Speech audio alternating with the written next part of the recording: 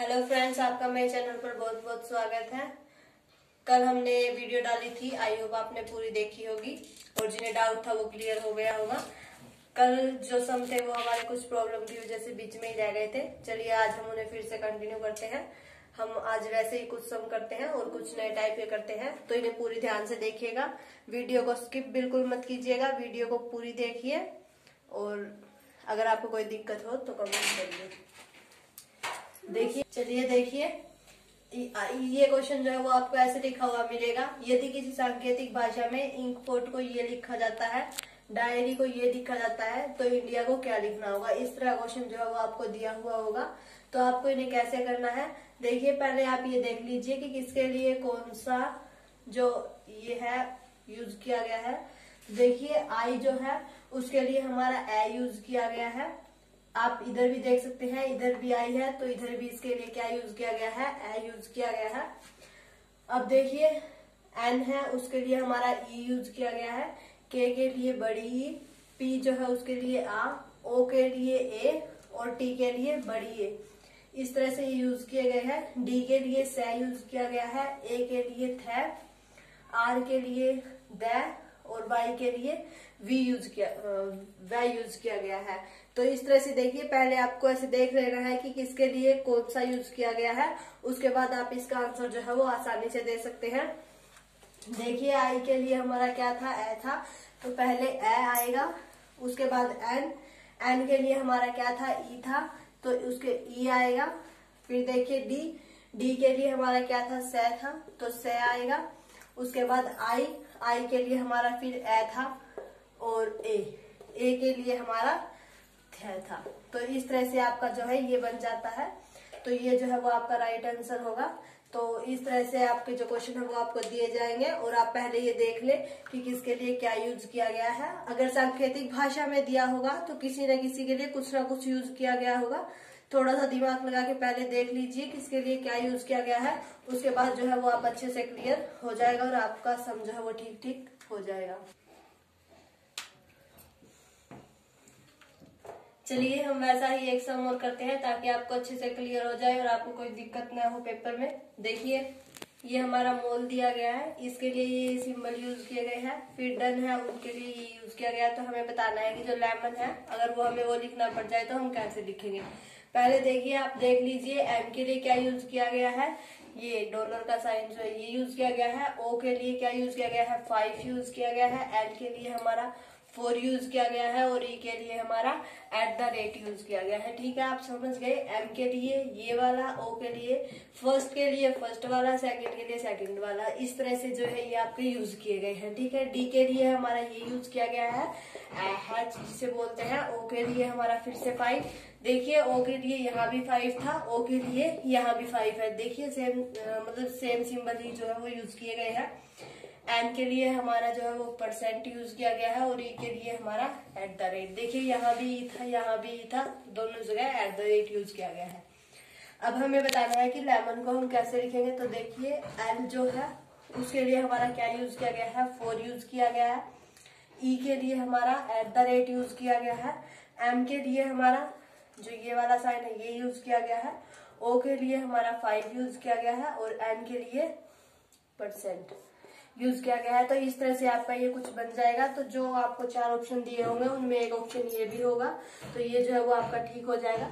इस तरह से आप समझ के करेंगे तो आपके सब में कोई दिक्कत नहीं होगी और आप आसानी से उसका आंसर जो है दे सकते हैं। हम एक क्वेश्चन और करते हैं। इसमें जो है वो आपको ऐसे लिख कर दिया जाएगा कि यदि किसी सांकेतिक भाषा में बादल को सफेद कहा जाता है, सफेद को हवा कहा जाता है, हवा को नीला कहा जाता है, नीला को पानी कहा जाता है और पानी को बिजली कहा जाता है, तो वर्षा किससे होगी।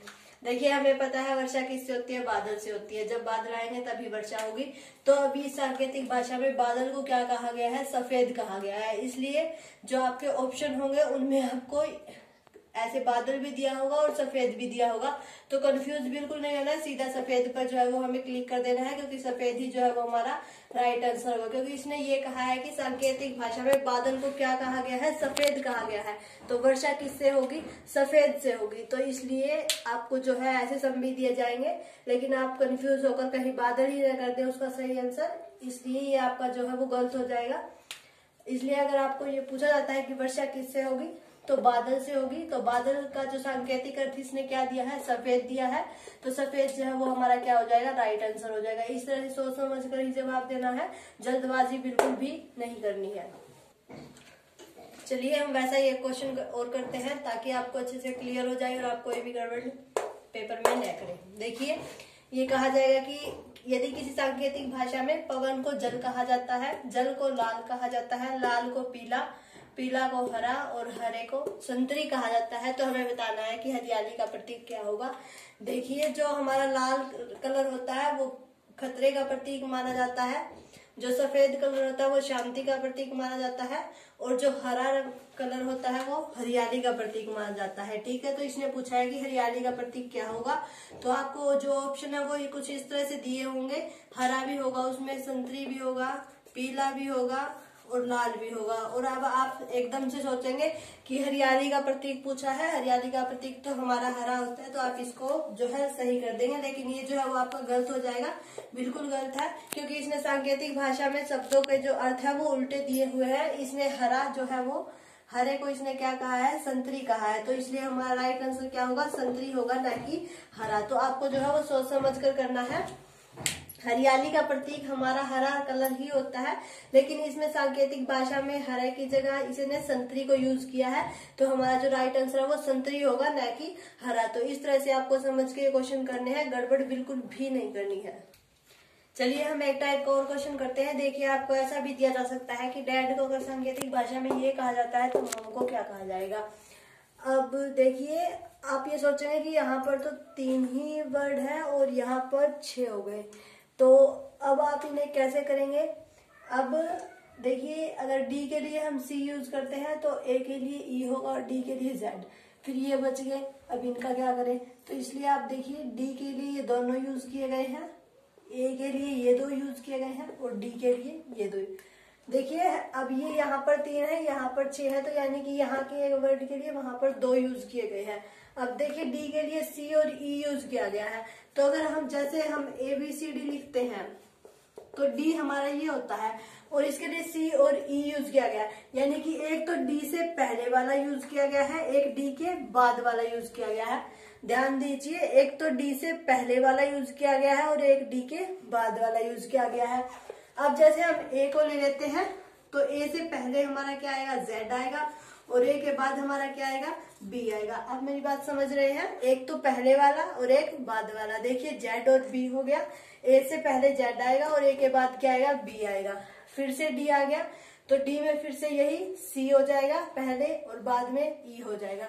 तो देखिए हमने इसे देख लिया कि इसने इसे कैसे यूज किया है, डी से एक पहले और एक डी के बाद, इस तरह से जो है वो यूज किया गया है। तो अब हम मोम में लिखते हैं, एम से पहले हमारा क्या आता है, देखिए इस तरह से होती है हमारी ABCD, कुछ इस तरह से होती है LMNOP। तो एम से पहले जो हमारा है वो क्या आता है, एल आता है, और एम के बाद हमारा क्या आता है, एन आता है। यानी कि जो एम है उसके लिए हमारा क्या यूज किया जाएगा, एल और एन यूज किया जाएगा। ठीक है, देखिए अब हम ऑप्शंस में देखते हैं, एल और एन इसमें भी है, एल और एन इसमें भी है। अब ये दोनों तो जो है वो बिल्कुल ही गलत है। अब इन दोनों में से देखते हैं सही कौन सा है। आगे हमारा ओ दिया गया है, अब ओ से पहले देखिए एन आता है और ओ के बाद क्या आता है, पी आता है, तो हमारा एन और पी आ गया। ठीक है, तो ये उसके बाद फिर से एम, तो एम के लिए क्या यूज होगा, एल और एन, तो एल और एन, इसका मतलब ये क्या है, ये हमारा राइट आंसर है। तो आपको कंफ्यूज बिल्कुल भी नहीं होना है, क्योंकि ये भी सांकेतिक भाषा में ही दिया गया है। डी के लिए दो यूज कर दिए, एक उससे आगे का और एक उससे पीछे का। तो इस तरह से आपको कंफ्यूज बिल्कुल भी नहीं होना है, बस थोड़ा सा सोचना है कि इसमें कैसे किया गया है। चलिए हम वैसा ही एक क्वेश्चन और करते हैं ताकि आपको अच्छे से क्लियर हो जाए और आपको कोई डाउट बिल्कुल भी ना रहे। देखिए अब जैसे कि ये सन दिया गया है और इसकी जगह ये सांकेतिक भाषा में सन की जगह ये यूज किया गया है। तो देखिए एस के लिए ये 2 यूज किए गए हैं, आर और टी। एस जो है वो इन दोनों के बीच में आता है, RST होता है, तो मतलब एक एस से पहले का और एक एस के बाद का। ठीक है, आप मेरी बात समझ रहे हैं। उसके बाद ओ आ गया, ओ जो है वो इन दोनों के बीच में आता है, NOP। तो एक ओ से पहले एन आ गया और ओ के बाद क्या आ गया, पी आ गया। तो देखिए फिर एन जो है वो इन दोनों के बीच में आता है, MnO। एन से पहले एम आता है और एन के बाद ओ आता है। तो इस तरह से जो है वो यूज किया गया है। पिछले सम में क्या था कि हमें ये वाला दिया गया था और हमें ये बताना था। इस बार हमें ये दिया गया है तो ये बताना है।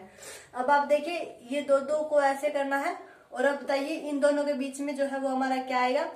एस होता है, उसके बाद टी होता है, उसके बाद यू होता है। टी से पहले एस आता है और टी के बाद यू आता है। तो पहला अक्षर हमारा क्या हो गया, टी हो गया। फिर एन और पी, एन ओ पी। तो जो ओ से पहले एन आता है और ओ के बाद पी आता है तो ओ हो गया। फिर एक्स वाई जेड होता है, वाई से पहले एक्स आता है और वाई के बाद जेड आता है, यानी कि इनके बीच में जो अक्षर आता है वो क्या होता है, वाई होता है। इनके बीच में आता है ओ और इनके बीच में क्या आता है, टी। तो इस तरह से हमारा जो अक्षर है वो क्या बन जाता है, टोए बन जाता है। तो ये जो है वो हमारा राइट आंसर हो जाएगा। इसलिए कंफ्यूज बिल्कुल भी ना हो, बस थोड़ा सा ध्यान लगा कर देखें कि इसमें हमें बताना क्या है, तो आपको जो है वो हो जाएगा सम। बहुत इजी सम है। देखिए आपको इसी तरह के सम जो है वो करने हैं। इस तरह के क्वेश्चन आपके पेपर में आएंगे, तो आपकी बुक में ऐसे जितने भी क्वेश्चन दिए गए हैं आप सबको ट्राई करके देख ले। अगर आपको कोई दिक्कत आती है तो आप कमेंट कीजिए, मैं कमेंट का जो है वो जवाब दूंगी आपको। तो देखिए अगर आप ये सम कर लेते हैं तो इन्हें थोड़ा सा समझ के करने की कोशिश कीजिएगा, रट्टा मत लगाइए। हर एक सम को करने के लिए दो तरीके सही होते हैं। अगर आप दूसरा तरीका कर लेते हैं तो शायद आपका सम जो है वो गलत हो जाए। तो कई बार जो है वो सम को ऐसे उलझा के दे दिया जाता है कि समझ ही नहीं आता क्या करना है। तो थोड़ा सा आप शांति से बैठ के उसके बारे में सोचेंगे तो आपको वो पता लग जाएगा कि इसे कैसे करना है और क्लियर भी हो जाएगा।